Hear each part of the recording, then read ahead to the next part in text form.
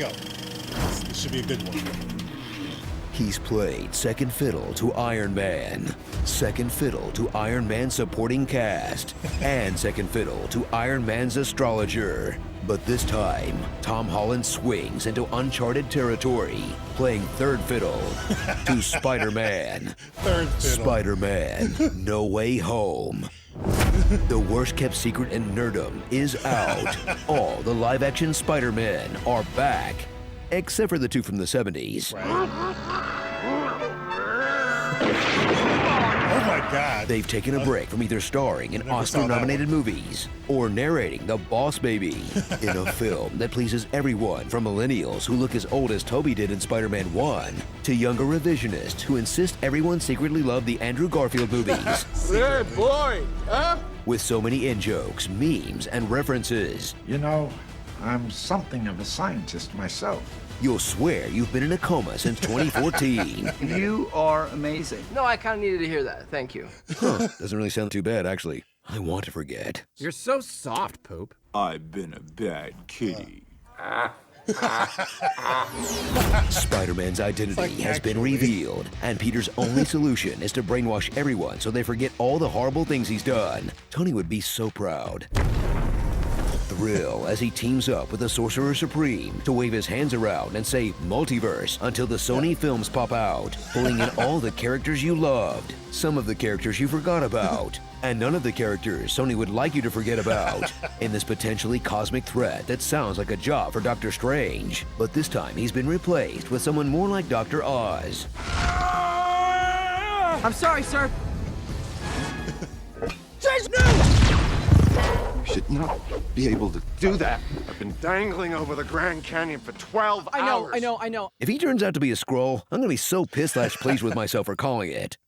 While Spider-Man is busy fiddling with two different magic boxes, discovering the scientific cure for evil, and other relatable teenage stuff like dating Zendaya or being too famous for college, you'll catch up with old pals like Flash Thompson, a bully who's taken so many L's he had to green screen himself into a party, the faculty of Midtown High, who really deserve their own Disney Plus series. Please? Mysterio was right. Stop. We don't. That's all. A sad happy. I could have been more fun. Hang out again. Wait, when do you think?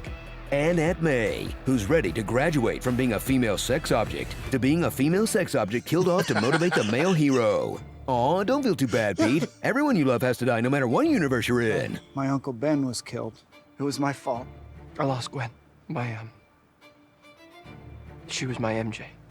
Why are you crying? This is supposed to be inspirational. Watch Marvel pull off a Sinister Six -1 like it was no big deal, featuring Willem Dafoe's iconic Green Goblin, one of the best comic book movie performances ever. Norman's on sabbatical, honey. Alfred Molina's well-earned victory lap as Doc Ock when he's not being roasted by Zoomers. Dr. Otto Octavius. Wait, no, seriously, what's your actual name? Jamie Foxx's Electro, who improves on his debut by changing every single thing about it. What happened to you? Did you get a makeover? Sandman, Bear, and Lizard, who they keep in a truck to hide the fact that he looked better 10 years ago. Even Reptile in the new Mortal Kombat looked better. Even Reptile in the old Mortal Kombat looked better. But Spidey won't give up on curing all these bad boys of their impure thoughts. In fact, he'll dose them with hot liquid therapy, then portal them back to the lives they've already ruined. Thanks, Spider-Man. Norman Osborn may have lost his son, company, and reputation, but now he'll be able to feel crippling regret over it. What have I done? So get ready to cheer when you see it in theaters. That's great.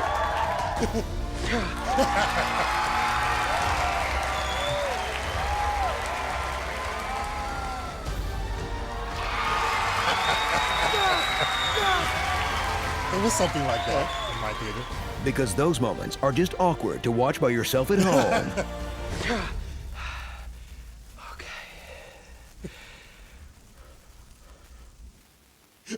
It's just silence. Hello? And what's still an amazing 2.5-hour brain vacation. That's the cinematic equivalent of all your exes coming together to reminisce on all the good times you had. I love you guys. And not the time they made you, well, you know, watch Amazing Spider-Man 2. Starring Peter Parker picked a pack of partners. Thwip Thwip Boom. The Spider House Rules. Zen and the Art of Multiversal Maintenance. Ant-Man. The Sorcerer's Apprentice. The assistant Still to can't the get regional over that. sorcerer. like If I were a fix man. The Green Golem. Project Power. I don't like sand. Welcome back, Connors. Alex Jones Jameson. Netflix and billable hours.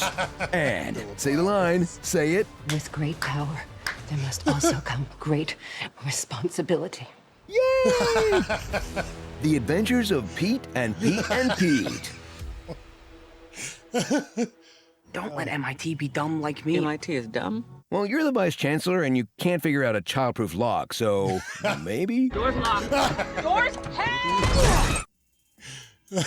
Hey guys, want to talk a little bit about the sponsor for today's video before we get to the pitch meeting, of course, which obviously you guys love those, but Honest Trailers was really good here. But SOCIALBOOK, they are sponsoring this video. Thank you so much to them. And SOCIALBOOK is a platform that helps you to grow your YouTube channel or possible social media as well. So I get a lot of questions from people saying, hey, like, what do you use for this? And what do you use for that with your videos? And how do you shoot this? And how do you edit this? This is one thing that I use to help grow my channel. Amongst other things, this is one aspect of how I grow my channel. And SOCIALBOOK offers a lot of different perks. They have a thumbnail template that you can use to create your thumbnails for your videos, your YouTube videos, or really anything if you choose. And it's really easy to use if you know how to use Canva, or even if you do know how to use Photoshop or photop.com. There's a lot of different options you can choose here. And it's really easy and simple to use to create your thumbnails for your video. So that's one really awesome option there. But one that I really love is the media kit. When you select the media kit option, you can actually create your own design of what you want in your media kit. Media kits are really important if you're trying to get brand deals or work with different companies, like how I'm working with SOCIALBOOK, which is pretty awesome. They reached out to me and I provided some information and we decided to do a little partnership here, and that's what we're doing. But I think the media kit is really important, and it's really awesome that they include that in a lot of the different options they have to grow your channel. But my design shows kind of a simple design overall, but you got a bunch of different options that show up as far as, you know, what your channel is about, how many followers you have at the time, average views, engagement rate, and also top countries, age of your watchers or subscribers, and gender. And I think it's really awesome that you can choose to have all that information in there. You can really put in whatever you want. It's up to you, but this is one option that I kind of went with. Obviously, for me right now, the followers and the average views is a little bit off because we're a little higher, which is awesome because of you guys. But SOCIALBOOK, they're really awesome. There's a lot of options that you can choose for free as far as a media kit, using the thumbnail template. There's a lot of free options here and ways to get brand offers through their website. So check them out, socialbook.io. Again, it's free to use and set up a profile. You can also check out some of their paid options so that you have more access to like their video background removal, photo background removal, like a lot of different things that you can try for free. NFT makers, like a lot of different things you can try for free. But if you have the paid options, you have more access to a lot of those things. So again, really awesome options within socialbook.io. Thank you again to SOCIALBOOK for sponsoring this video. And now let's get on to the pitch meeting. So, you have a Spider-Man sequel for me? Yes, sir, I do. The third entry in the, I guess, home trilogy. Yeah, it seems like we decided that was a thing at a certain point. So what happens in this movie? Well, now Peter is super famous because Mysterio revealed his identity in the last movie, right? Oh, yeah. Yeah, so his world's turned upside down. The media's all over him and his friends. That Flash guy writes a whole book about it. Oh, boy. And there are also some legal troubles involved, so they, get this, they get Matt Murdock in. Charlie Cox. He's from the Netflix show. Yeah, he is. Oh boy, doesn't get much crazier than that. Oh, you have no idea. Well, that's rude. No, I have idea. No, because sir, check this out. I was thinking we get Andrew Garfield to come in as Spider-Man from another universe. Oh. Yeah, I mean, he's great. Okay, I was expecting a bigger reaction than that. But also, we get Tobey Maguire in as Spider-Man too. Good actor, sure. Sure. Sir, Tobey Maguire. I did love Seabiscuit. That was great. No. Seabiscuit is tight. Sir, they both played Spider-Man before. Oh, did they? Yeah, in other movies, they... Oh, I guess I missed those. Okay. Really? I mean, I have no recollection, but the movie will still work, hyped right? About Charlie Cox as Daredevil. I guess. Okay, great. So let's hear it. Okay. I mean, I was hoping we could get Alfred Molina to come in. as Doc Ock. Oh, he was fantastic in Chocolat. Okay, now, you know what, sir? I'm gonna need you to go watch 5 Spider-Man movies real quick, okay? Oh, really? Yeah, the impact. None of this is gonna land the way I wanted to if you haven't watched those 5 movies. 5 movies, okay. All right, please, you gotta do it. You gotta do it. Okay, yeah.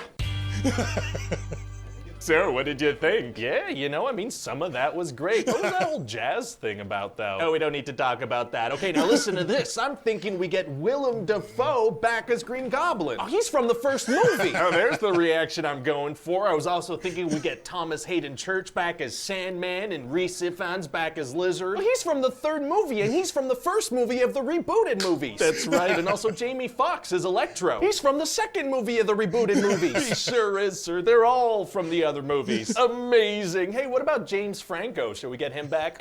Dane DeHaan? Well, okay then. So what happens in the movie? Well, okay, so it turns out that being the most famous person in the world has kind of ruined Peter and MJ and Ned's chances of getting into MIT. Oh, okay. And so Peter feels bad, so he goes to see Doctor Strange to ask him to cast a spell to make everybody forget he's Spider-Man. And how does that go? Oh, not well, sir. See, he starts the spell, but then Peter keeps asking for little changes to it, like he wants MJ to remember him. So Doctor Strange takes a minute to just talk it through. No. God, no. Why not? So the movie can happen. Oh, okay, gotcha. So the spell gets messed up, and then people from other universes that know that Peter Parker is Spider-Man start popping into this universe. Wait, did Electro know that Peter Parker was Spider-Man? No, he didn't. So, okay. So eventually Peter's gonna capture all these villains, and they're gonna kind of recap each other's movies to each other, a bunch of inside jokes for fans. Very fun. And then Doctor Strange makes this box that'll send everybody back to their universes. Oh, great. But the thing is, they all got zapped over here pretty much right before they died. So Peter's like, well, we have to help them. We can't just send them to die. Oh. But Doctor Strange says no, so Peter steals the box, and then Doctor Strange brings him into the mirror dimension, which he controls. Oh man, it's gonna be tough for Peter to beat Strange in there. Actually, it's gonna be super easy. Barely an inconvenience. Oh, really? Yeah, cause see, math? Oh, math. Yeah, math. That works, kinda. So what else is gonna happen? Well, there's kind of this consensus on the internet that everybody's tired of seeing Uncle Ben die in Spider-Man projects. That does seem to happen a lot. Yeah, so I figure we don't do that. Right. And instead we kill Aunt May. Oh my god, yeah, Green Goblin's gonna blow her up, and right before she dies, she's gonna tell Peter, you know, with great power must also come great responsibility.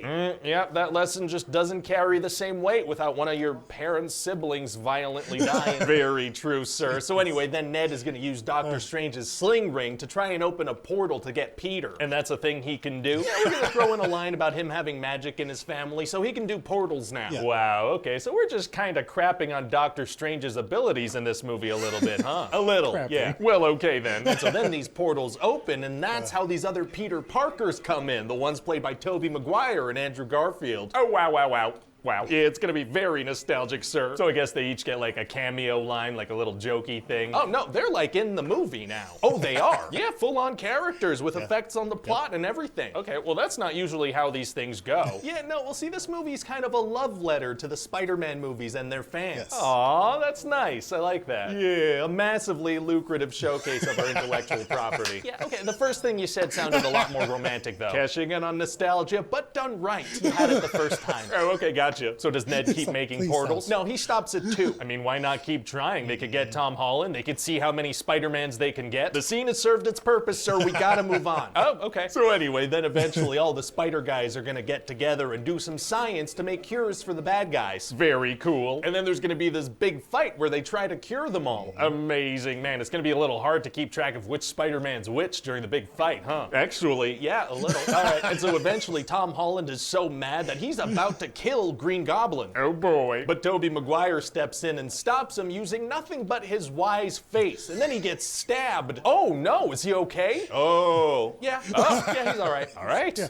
he's fine. It was kind of rude of you emotionally, you know. Well, so none of their Spidey senses went off when he was about to get stabbed? No, because they were having a moment. Spidey senses don't work if you're having a moment. Oh, good to know. So then it looks like all these other people are about to come in from other dimensions. It's about to be nuts. Oh no. So Tom Holland, Peter, has Doctor Strange cast a new spell where everybody forgets about Peter Parker entirely. Oh, very selfless. It is. So then all the villains get sent back to their universes, all cured and whatnot. Are they being sent back to just a second before they're killed? Yeah. Yeah, maybe. So anyway, then it's all very sad for Tom Holland's Spider-Man because MJ and Ned don't remember him. Oh, that's sad. Yeah, and he's about to go explain the whole situation to them, but then he realizes they're probably better off without him in their lives. Very sad. It is, yeah. So he's got to get an apartment all by himself and start over. So he still has like a social security number, like the government still remembers him. Birth certificate, maybe. What happens with all the videos and news reports about him being Spider-Man? I guess the memory spell works on computer memory also. What about Flash's book that he wrote? Okay, look, sir, I'm gonna need you to get all the way off my back about this memory spell, okay? We're going for a clean slate kind of thing here. Oh, okay, let me get off of that thing. Thanks. So what do you think? Oh, it sounds like a really good time, you know? How are we gonna market this without spoiling all this crazy stuff?